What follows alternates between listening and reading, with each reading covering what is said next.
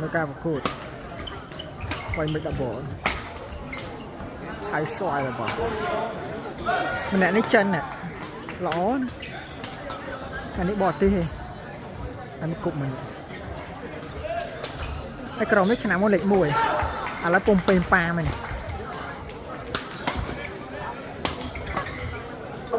马上到6号场地准备比赛，请北京邮电大学国际学生羽毛球队。nè đấy grom bao phải căng mọi người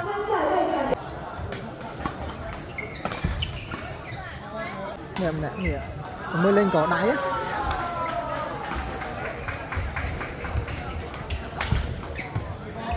anh mình thấy cái tập nông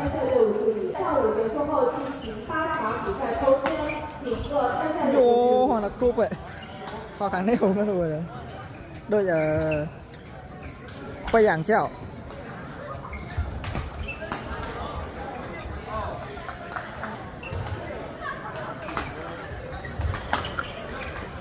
trầu bật hồi có đáy cho em điện mưa này